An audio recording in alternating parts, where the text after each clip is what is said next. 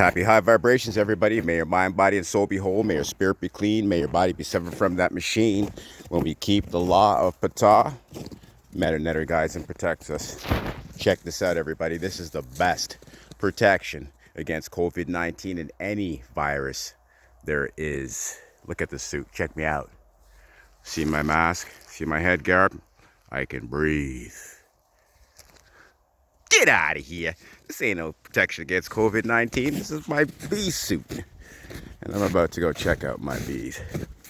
Because you know what? The best protection against all evils is a good sound symbiotic relationship with Mother Nature, Metu Neter, and common sense that goes along with it. So here we are. This is what we're doing today. I'm checking out my bees. I came down here and I started to take apart their hive to make sure everything's all right.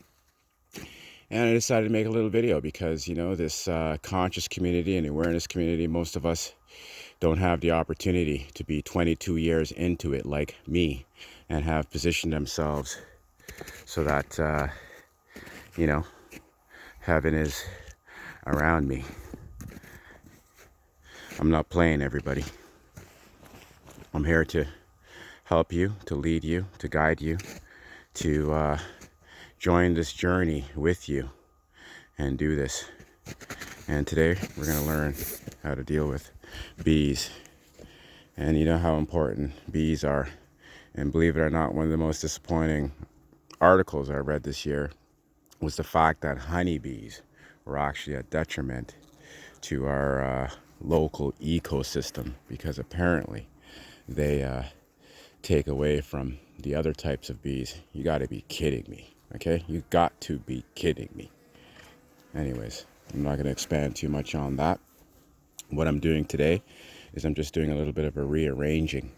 I'm going to start with the winterization process.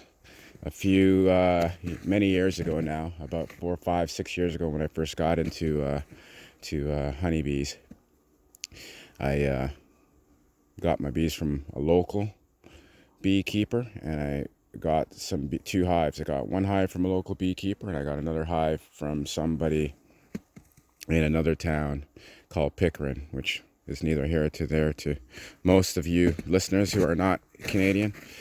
But anyways, neither of those beekeepers really told me or taught me how to winterize bees, and actually the videos that I was watching on YouTube didn't really give me the key to winterizing bees. And the key to winterizing bees is managing their humidity, okay? Making sure air can constantly flow. Allowing them a space for them to ball up together, because these things produce like 300 degrees of temperature. So, you know, they can produce all the heat they want. It's just basically keeping the moisture out of the hive, the humidity, and keeping them fed too. Okay. And so basically what you see here is you see them bunching up in these, you know, in between their frames, their honey frames. Okay. And that looks great. But what happens is the hive gets parted. So they're not generating all of their heat in one large ball, right? It's separated. Okay. And, you know, when it gets really, really, really, really cold, you know, come January, February, you know, that won't work, okay, because they actually need to be more together. And so how I arranged it was having their frames at the top, their feeder frames, you know, at the top. I was hoping that they would ball up at the bottom here, and then basically having their feeder box right at the top. And so, you know, basically you see 3, 4 frames of honey right there, and in between there would sit this is called a sugar patty, okay? And it's soft, you know, you can touch it, and, you know, you can squeeze it. It's not hard rock like this sugar, right? And so they can eat off of that, and you know, they do, and I keep checking that to make sure. Sometimes I add a little bit of water to it just to, you know, soften it up a little bit, make it easier for them to get at. But for the most part, you want the texture to be just like that. And so today what I'm doing is I'm going to rearrange. I'm putting this box at the bottom, and I'm putting the hollow box, the box with, you know, just has a couple of frames. I'm putting this at the top. The reason why I'm doing that is because I want them to ball up at the top. I want them to bunch up into one big ball instead of being separated. That's what I'm trying to do, because, you know, has worked out for now, but it's getting cold. It's getting colder. Okay, so I want to make sure my bees are safe. And so the straw right here, the straw basically catches the humidity. Okay, it catches the humidity, and so then when the moisture and the humidity rises, you know, this catches it. And so what I do when I check this out, I mix it up. Okay, so that way it dries out, and I'm feeling it. It feels a little cold, right? It feels a little bit cold, so that means that, you know, it has been catching moisture. Okay, it's working. And so when you do those things, you're going to be able to keep your bees. You're going to be able to, you know, keep your hive alive, right? And this is the thing for us in the awareness community, okay? Because that's what I'm promoting, right? I'm trying to correct things. I want to take us to another level. I want to elevate with you. And it's all about language, okay? And a lot of us are there. Many of us are teachers, you know, but we need some leaders, and that's what I'm trying to do right now, by example. Okay, I'm not talking about living off grid. I'm not talking about growing my own foods. I'm not talking about living out of the city. I'm not talking about fishing for my food. I'm not talking about fetching my water. I'm not talking about curing and healing myself. I'm doing all of those things, and I've been teaching this community that I'm in and this world in any way that I can how to do this. Okay, so I continue to want your support.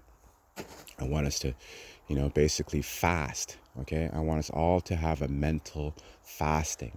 And so that means we're staying away from, you know, this media and all this colonized point of view and perspective. Okay, we're going to reach out. Okay, we're going to reach out, and we're going to learn. Okay, it's called sun consciousness. Okay, sun is going to be activating. It's giving us our power, and then we're becoming aware from that point on. All right, so I'm going to put my phone down, and I'm going to put my gloves on so I don't get stung, and I'm going to move this box so that I can do what I got to do, and then I'll pick the camera back up and then continue enjoying this day with you. All right?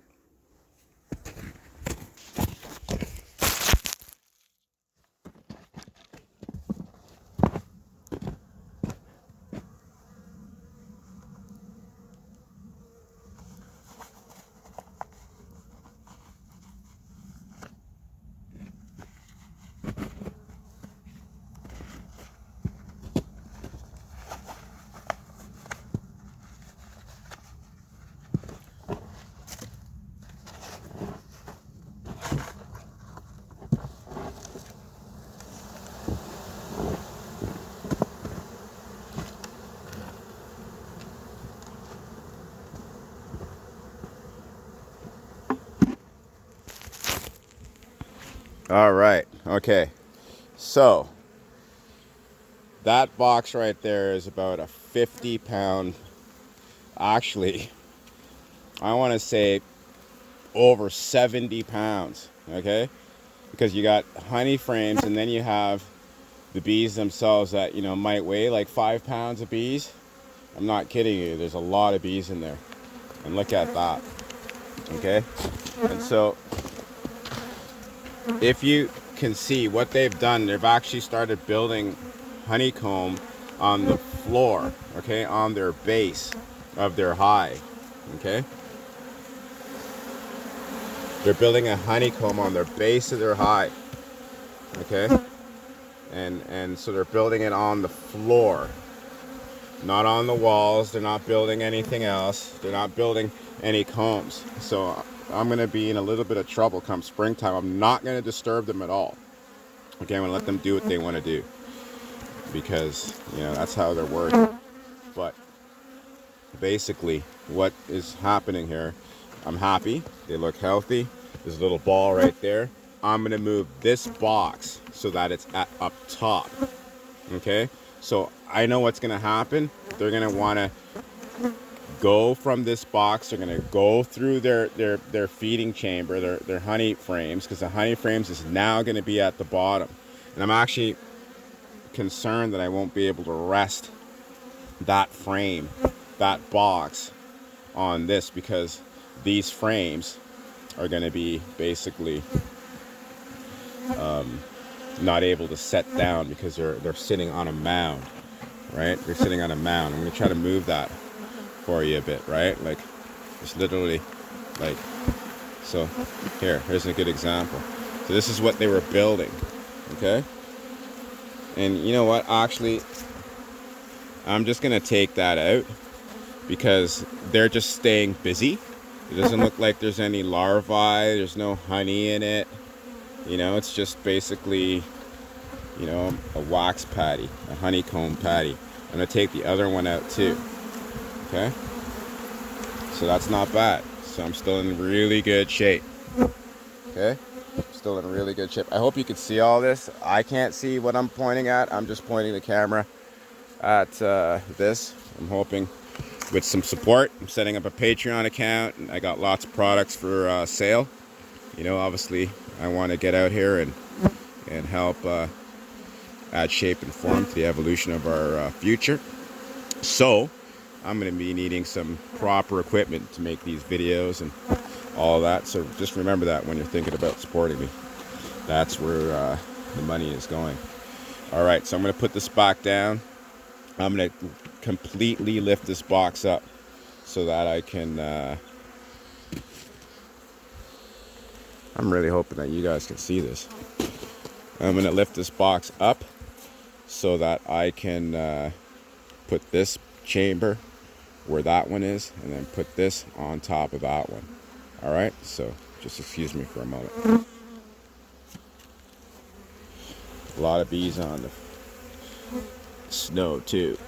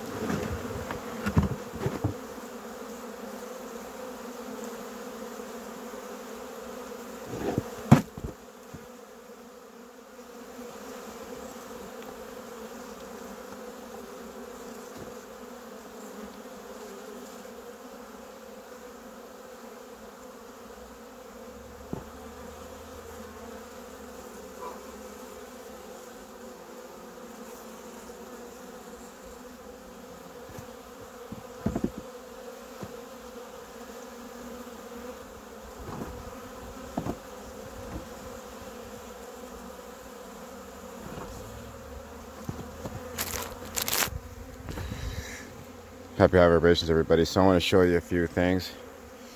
I put their top board on their bottom board. Basically, air is going to come through there. It's going to be able to flow up through the hive, and they can enter and go down through here. So it basically cuts the airflow, redirects the airflow, and allows them to come in and out without, dealing with direct air. Okay, so the air is going to come up. Some air will come up through there, but the air predominantly will flow in through the front of their hive and then come out through the back hive. And what we're looking at right here is sugar and water. Okay, so this, what you see right here, is sugar and water. So what happens is the bees will consume, the sugar water, and in some cases their own honey. And what they do is they regurgitate and they respit it on the sides of their beehive. Okay, and so this eventually drips and collects all the way at the bottom where you see here, right? And so this right here is a little hard, but that's not water. Okay, that's actually food. Okay, that's liquid. And when they're flapping their little wings and generating the heat, what happens is it keeps it cool. It keeps it in a liquid form. Okay, and so that's very important to understand. And also, what you're seeing a lot of bees around. You're seeing a lot of bees on the ground. A lot of these bees, some of them are dead. A lot of them are alive. Another really good thing about coming out on a day like this, when it's obviously winter, it's cold, but it's I would say it's about -5, which is not that bad. It gives the bees a chance to fly around, get rid of their waste, you know what I mean, just stretch out, deal with the things. I haven't identified the queen yet, so I'm taking my time trying to make sure my queen is still alive. I'm shocked that I still see a few drones in this thing. Okay, so the drones are the bigger bees, but their job is basically just, to mate with the queen and eat their honey. Like, they don't do anything. They don't go out and find honey. They don't defend the hive. They just basically, keep inoculating that queen, right? And so, it's very important. And when you're doing these things, like, you develop a bond. You develop, a camaraderie with nature itself, right? You know what I'm saying? Like, these bees have just as much DNA and genetic material inside them as you and I. Okay, and we're exchanging them, we're updating them. So my ancestors that used to deal with bees are communicating with these bees' ancestors that used to deal with my ancestors, like, just for an illustration, of an idea of what I'm trying to express. Okay, so the more you integrate and interact with nature, the more of this DNA, the more of this, information gets updated, it gets refreshed. Okay, it gets reverberated. It's refurbished. Like, you literally are what you eat, and we're so focused on what we're putting in our mouth, but what we eat is what we are around, our environment, what we expose ourselves to, the things that we hear, the words we take in, these videos that we're watching. We're consuming things. That's our body is constantly, you know, interfacing with reality, even if it's an artificial reality, especially if it's an artificial reality. And you know, information is constantly going and coming, and information comes in all forms, right? And so that's what it is. Let's look at this word information. You got in, right? So in, so it's inner, inside you, and then form, right? How you form, how you involve, you know, how you, your frame of mind, your personality, right? And then you have ma. Okay, if you're a womb man, or you know, you come from a womb, okay, then you're ma centric. Okay, so information. Okay, there you go, right? So it's what you put in inside you. Okay, anything around you is inside you. All right, everybody, I'm gonna put this phone down. I'm gonna try to get at my bees and focus on what I'm doing. Okay, so I'm gonna let you guys go for now. I hope you know, you were able to see some, you know, good footage. I hope you're able to learn something. I hope you're able to get a little different perspective. You know, I'm gonna be new to a lot of you, but what I'm doing is not. So you know, look out for this. World War Sun, art by CAC, IDenounceSatan.com, Stewardian.com, because this is what Stewardian is all about. We are Stewardians. We're stewards of this planet, which is a ship, okay? And our job is to manage, procure, cultivate life on this ship. All right, everybody. Thanks for watching.